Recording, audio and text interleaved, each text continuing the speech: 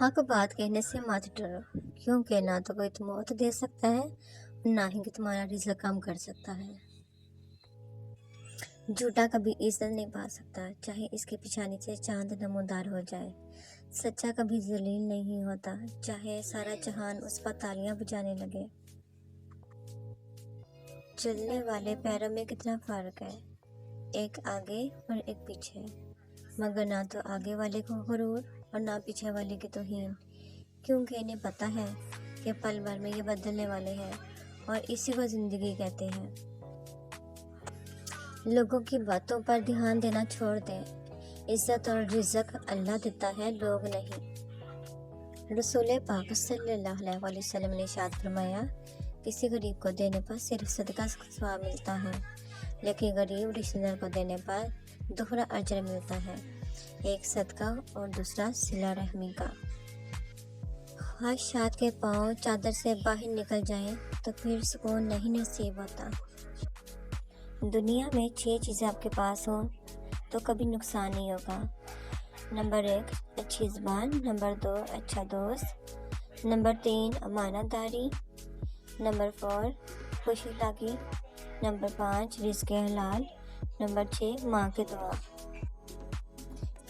دبائے گئے جذبات کبھی مرتے نہیں، بلکہ زندہ دفن ہو جاتے ہیں اور بھیانک انداز میں سامنے آتے ہیں۔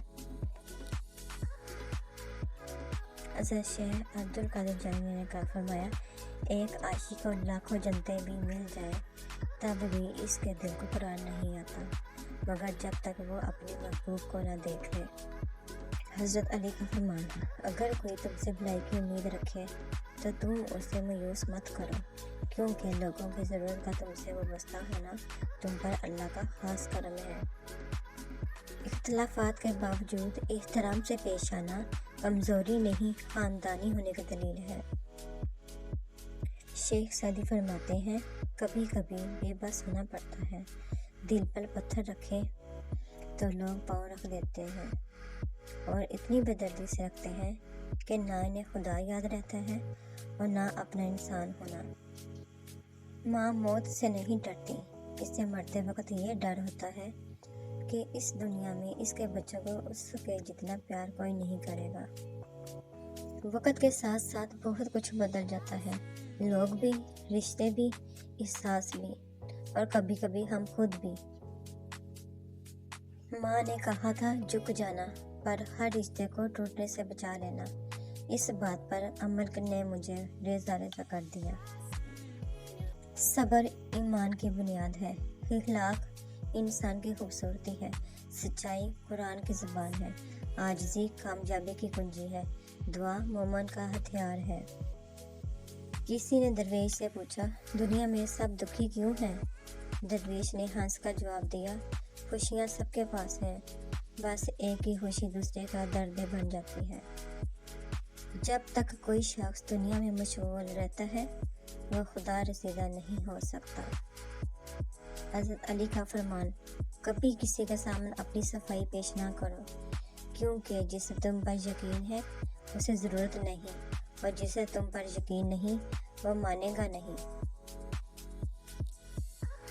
اللہ کی خوبصورت آزمائش، اس بات کو کبھی مت بھولیں کہ اللہ تعالیٰ آزمائش صرف برے لوگوں پر ڈالتا ہے۔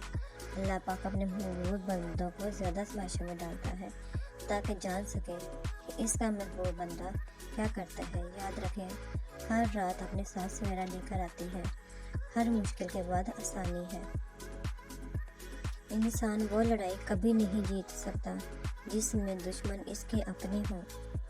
حضرت امام حسین کا فرمان، اگر دنیا میں تمہیں کبھی شدت سے غم ملے تو گھبرانا مت، میرے غم یاد کر لینا، تمہارے غموں کا وزن ہلکا ہو جائے گا۔ دریا نے نہر سے پوچھا، تجھے سمندر نہیں بننا؟ نہر نے پیار سے کہا، بڑا بن کے کھارا ہو جانے سے بہتر ہے چھوٹا رہ کر میٹھا رہا جائے۔ زبان سے معاف کرنے میں وقت نہیں لگتا، لیکن دل سے معاف کرنے میں عمریں بیت جاتی ہیں۔ لفظوں کے زخم جھیلنے کے بعد بھولنے کا فن یا تو پاگل کو آتا ہے یا کامل کو۔